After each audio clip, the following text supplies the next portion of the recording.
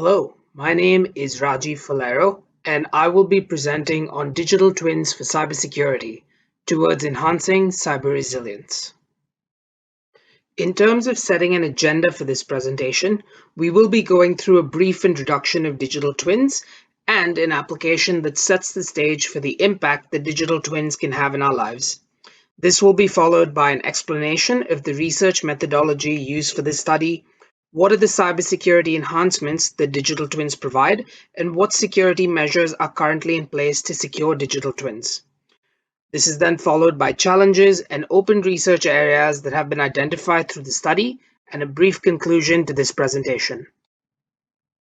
In terms of origin, the digital twin in its first present context was used by John Vickers of NASA in 2002 and later by Dr. Michael Greaves of the Florida Institute of Technology in his research paper about product lifecycle management, which dates this concept back to being formed nearly a couple of decades ago. However, if we look even further for any evidence of digital twin use, we will be able to see that the digital twin was actually born during the same time that the legendary phrase, "Houston, we've had a problem," was uttered by the crew on board Apollo 13, who encountered a malfunction during their mission to the moon.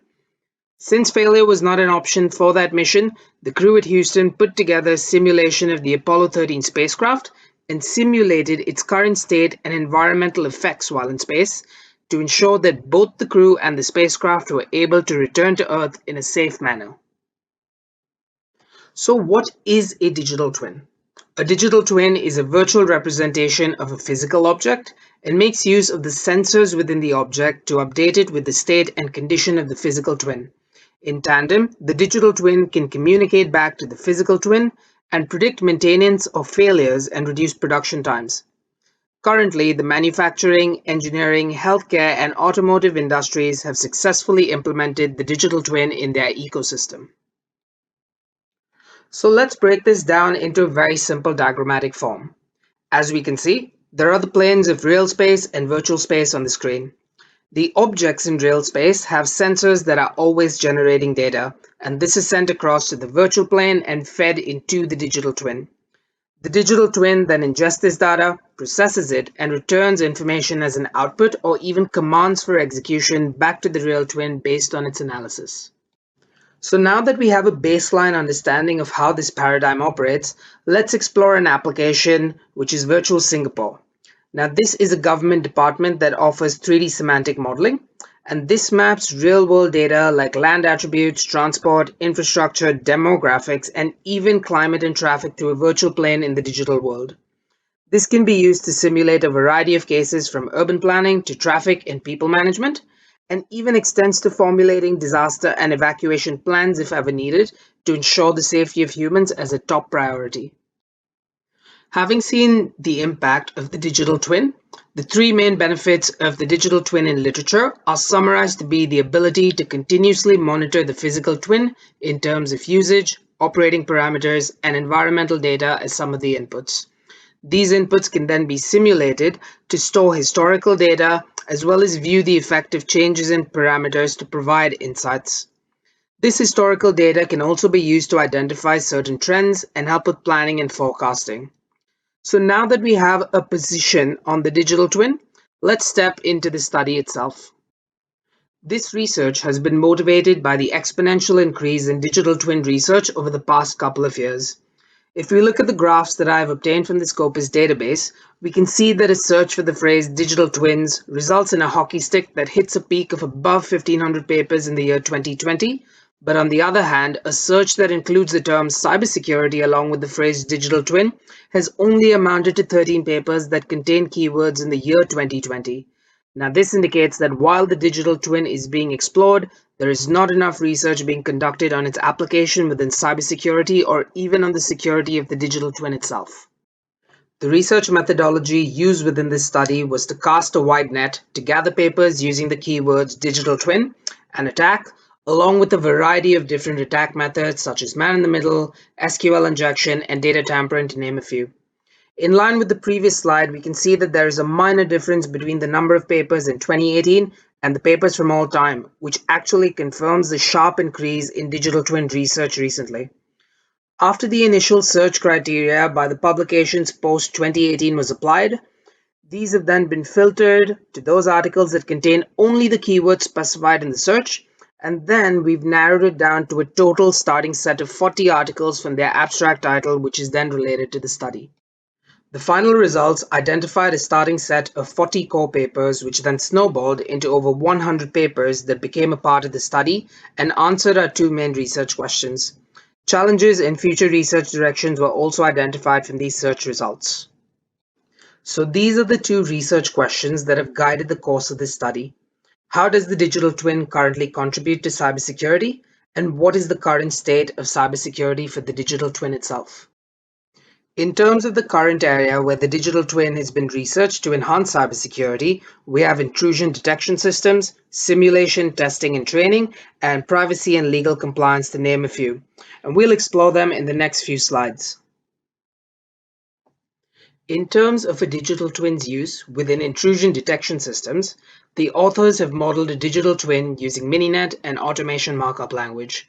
This is a simple setup consisting of a human-machine interface, or a HMI, a programmable logic controller, or PLC, and a motor that is connected to a conveyor belt.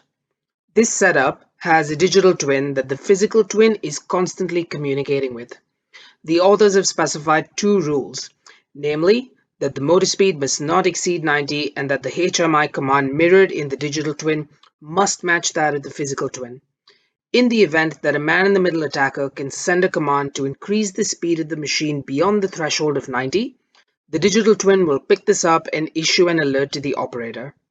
The digital twin HMI will also detect that the command that was issued does not match the command of the physical HMI and will detect an intrusion.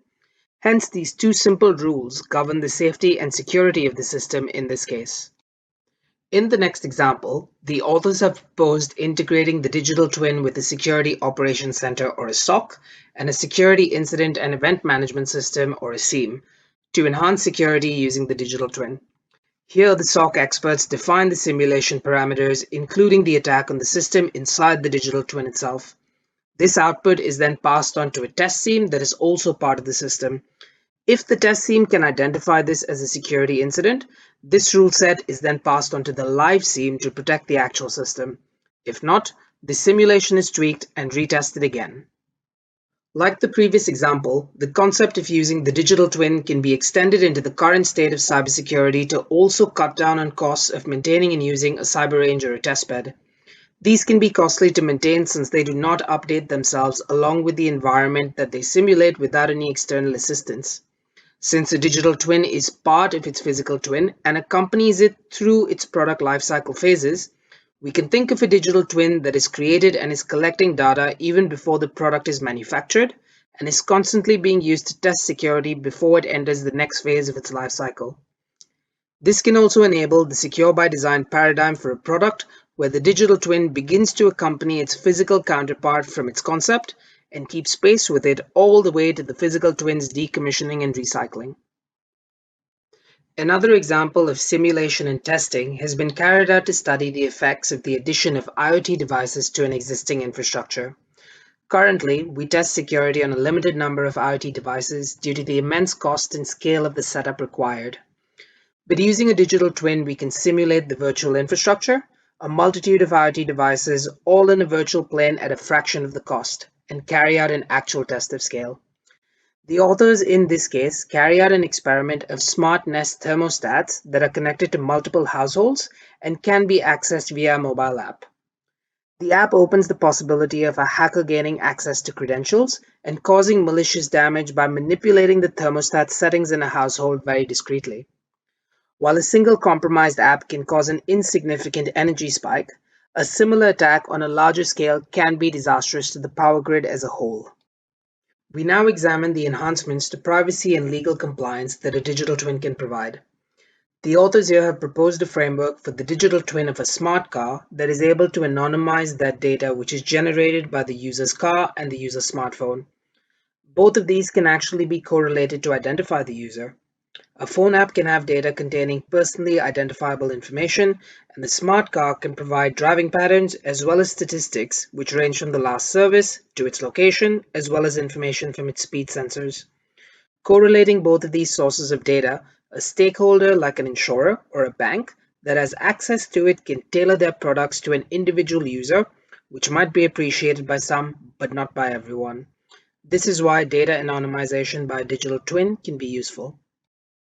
We now move on to the next research question that delves into the security of the digital twin itself.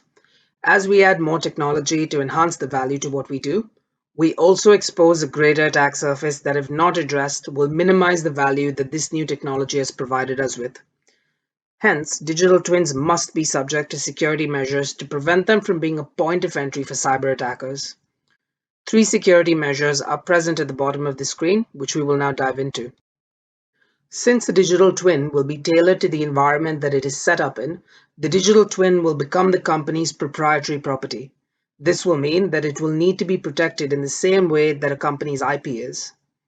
Currently, measures like watermarking and digital rights management can add a layer of security to the digital twin, but these technologies can be stepped over easily and will need further protections. An addition to the prior solution can be to establish a Trusted Platform Module or TPM for the digital twin, and this would anchor its use to a certain hardware. This can then be further supplemented using cryptography to ensure that a digital twin only works if there's a successful cryptographic exchange between the hardware that the digital twin is anchored to and its software. Finally, and most importantly, the software of the digital twin itself needs to be secure, and researchers have established a deep learning-based algorithm to identify context code relationships between vulnerability-related keywords. In this case, the authors have trained the classifiers using a dataset of 9 open source projects and another dataset of the SARD project. Each of these datasets contain vulnerable functions and their patched non-vulnerable functions, which enable the classifier to identify each of these when run against code, and this ensures that secure code is released into production and prevents it from being compromised. This study has also revealed some of the main challenges that will be presented to the digital twin research, and these begin with the physical vulnerabilities that affect the digital twin. We also have data and information privacy challenges, as well as the integration of legacy systems with the digital twin. In terms of the open research areas that have been identified by the study, we have the ability to now explore the attacks on and from digital twins to improve their cybersecurity. We can also look at the integration of authentication measures, which would add to the defense in depth strategy to protect the digital twins themselves. Now, while human behavior analysis is still in its very early stages for the digital twins, techniques like user and entity behavior analysis can be used to model normal behavior and detect deviations and anomalies from this pattern, which could indicate malicious activities. And this could also tie in with the next area, which involves development of a knowledge-based intrusion detection system using a digital twin. Currently, most of these are rule-based and are only limited to a certain set of attacks. In conclusion, digital twin research has increased exponentially over the past couple of years, and research indicates that it can play a vital part in enhancing cybersecurity. This research has aimed to properly illustrate the current state of research in this area and can benefit both the community and the industry to further the integration of digital twins into cybersecurity. I believe that there is a lot that can be done in terms of securing the twin and integrating it with technologies like artificial intelligence and machine learning to further enhance the value that it provides. Lastly, as I come to the end of this slideshow, I'd like to say a very big thank you for your time and have a lovely day.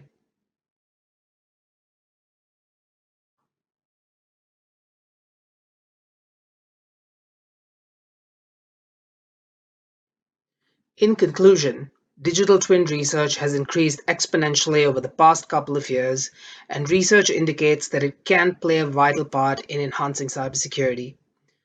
This research has aimed to properly illustrate the current state of research in this area and can benefit both the community and the industry to further the integration of digital twins into cybersecurity. I believe that there is a lot that can be done in terms of securing the twin and integrating it with technologies like artificial intelligence and machine learning to further enhance the value that it provides. Lastly, as I come to the end of this slideshow, I'd like to say a very big thank you for your time and have a lovely day.